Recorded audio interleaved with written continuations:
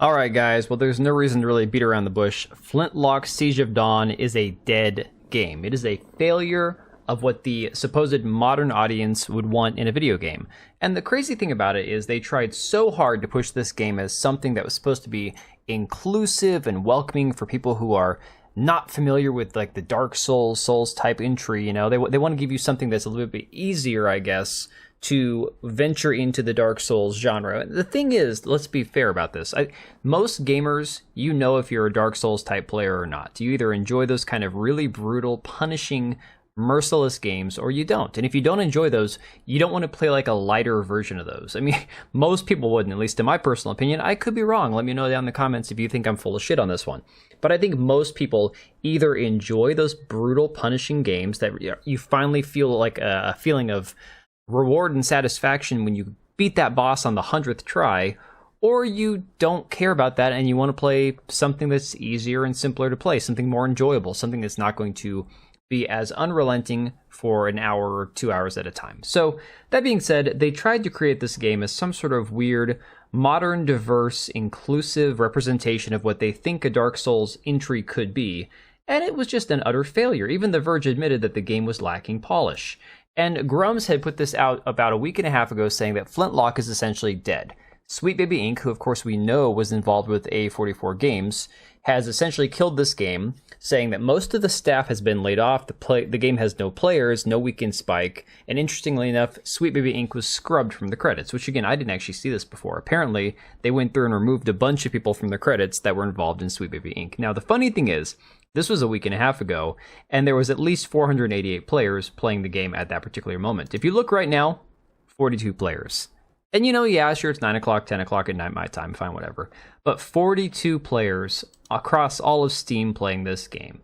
And yet they tried to tell you, Kotaku Australia, God rest their soul, tried to say, oh, Flintlock Siege of Dawn looks like Forspoken, but actually good this time, trying to spin it as some sort of weird, similar game to Forspoken, which had probably one of the most cringy, unlikable protagonists we've seen in a modern video game in a long time. But of course, now we're seeing that apparently this game isn't just bad, it's epically bad, with the player base dropping by 70% almost. Again, this article from That Park Place pointing out that it's essentially anemic at this point. Their player base is dead, it's gone, it's bled out.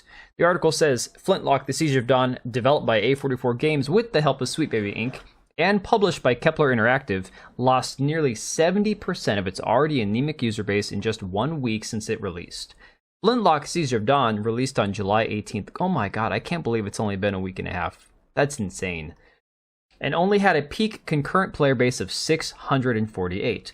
Just over a week since the game released, the peak concurrent has declined nearly 70% to just 203 players. Ouch.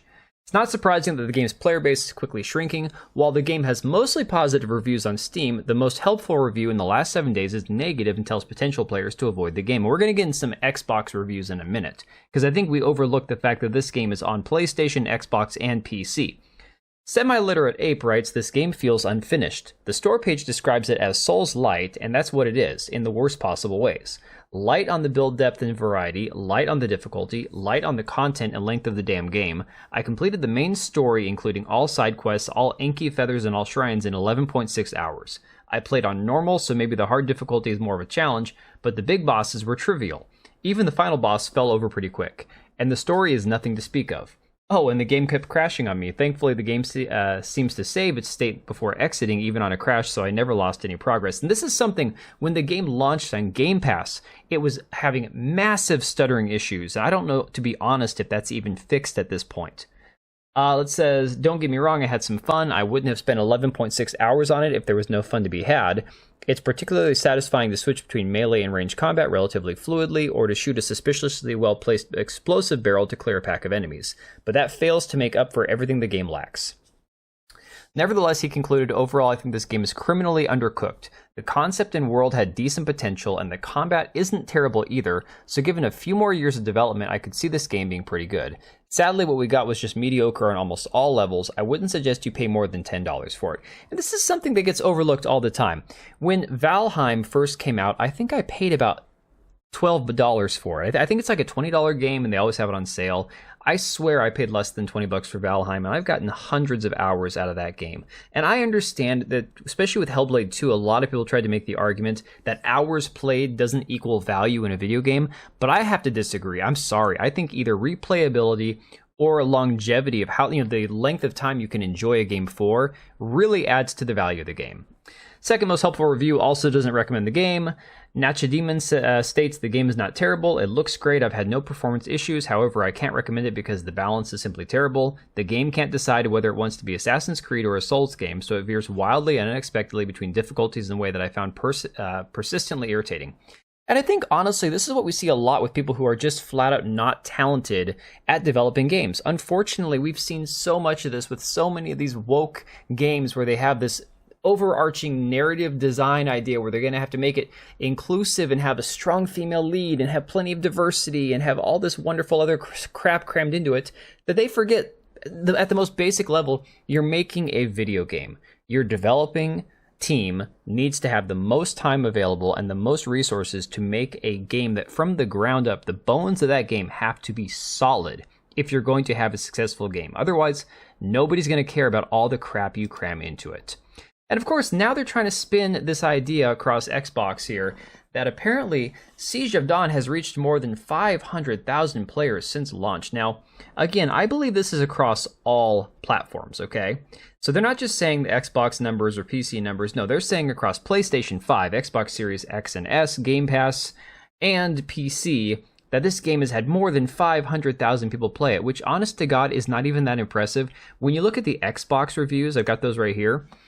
It's currently sitting at a 2.7 out of 5 stars off only 219 total reviews, with the 1-star reviews being by far the largest column. If you just combine the 3 through 1-star reviews, that makes up more than 50% of the players of the 219 people who left a review on this game. So the funniest thing about it, though, is it's not just the fact that the game sucks, it doesn't know what it wants to be, and the fact that the players are abandoning it in droves saying, yeah, I'm out. So of those 500,000 people that played it, how many of them on Steam bought it, played it for 40 minutes, and got a refund? Because they still count those people as players. And remember, the game didn't peak more than, 600 players, 700 players, or whatever that number was. So, yeah, didn't even hit 650 players at the 12-day peak. Not only that, they are now trying to give the game away for free. We saw this with Suicide Squad Kill the Justice League with their Prime Day deal where you could get the game for 2 days for free. Now they're trying to give this game away with all these MSI motherboards, and I have never seen this. Maybe I'm wrong. Let me know if you guys have seen this with PC parts. I'm used to them selling a game as part of a GPU or a CPU.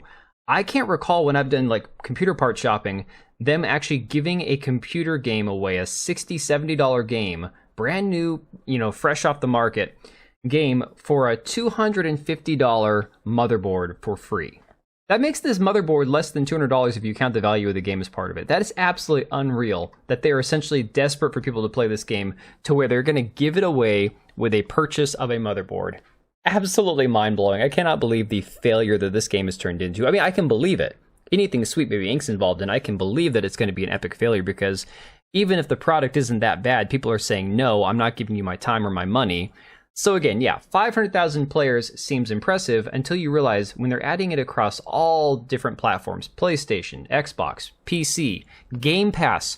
Guys, these companies are not making money when they put their game on Game Pass. They are essentially giving it to Xbox on the cheap just to get eyes on their game, and then hoping that that person, if they're going to discontinue Game Pass, will buy the game at a discounted price so they have it in their Xbox library forever. So I'm going to leave it right there. This is embarrassing for this company, for Sweet Baby Inc.'s involvement, for, all these different companies that are trying to push this game as some sort of wonderful alternative to Dark Souls. But let me know what you think about all this, and I will catch you on the next one. Alright, and if you made it this far, thank you so much for watching the video. Thank you for being here. I do have 2 channels, Minimal Effort Podcast, as well as my gaming channel. I do have a Twitch and Kick for my gaming channel. We do live streams over there occasionally, maybe once a week. And then if you are in the market for a new PC, make sure to check out Meta PCs. Click the link I have down below. Use code TBO at checkout for a special discount. Thanks again for watching, and I'll see you next time.